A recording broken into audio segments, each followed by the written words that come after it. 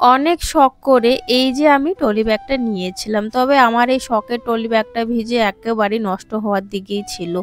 যদিও বা এটার ভিতরে আরকি জল ঢুকতে পারেনি, তবে উপরে, উপরে জল পড়েছিল, একটুখানি ভিজে গেছে।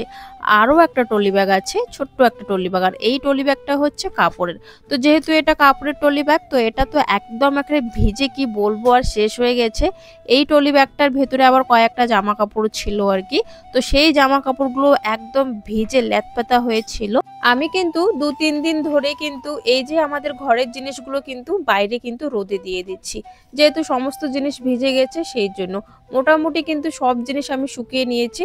শুধু এই যে আমার ট্রলি ব্যাগ দুটো আরকি রয়ে গেছিল, আর হচ্ছে একটা আমাদের ওই তোশক একটা রয়ে গেছিল। তো তোশকটা বাইরে এখনো আছে। আর ট্রলি ব্যাগ দুটো কিন্তু আমি কালকেও দিয়েছিলাম, তবে কালকে না সেরকম শুকোয়নি। ওই লাল ব্যাগটা তো শুকিয়ে গেছিল। লাল ট্রলি ব্যাগটা যেহেতু ভেজে না, ওটা একটু প্লাস্টিক টাইপের আরকি। তবে এই যে কাপড়ের যে ট্রলি ব্যাগটা আছে না, সেটা ভালো করে শুকোয়নি। তো সেজন্য না আবারও রোদে দিয়ে দিলাম। ওই ছোটটাকে রোদে দিয়েছি। যেহেতু ছোটটা দিয়েছি তাই বড়টাকেও আবার দিয়ে দিয়েছি। তো দুটো মিলে আরকি ভালো করে শুকিয়ে নিয়েছি। ভালো করে পরিষ্কার করার পর দেখো জায়গা মতো রেখে দিচ্ছি। আর যেহেতু মাটির ঘর বুঝতেই পারছো, খুব নোংরা হওয়ার চান্স থাকে, বালু ধুলো খুব ওড়ে। তো সেজন্য কাপড় দিয়ে একটা আমি ঢেকে রাখছি। এই কাপড় দিয়ে একটা ঢেকে রাখবো, আর ছোট কাপড় দিয়ে আরেকটা ট্রলি ব্যাগ যে আছে ছোট, সেটাকে ঢেকে রাখবো।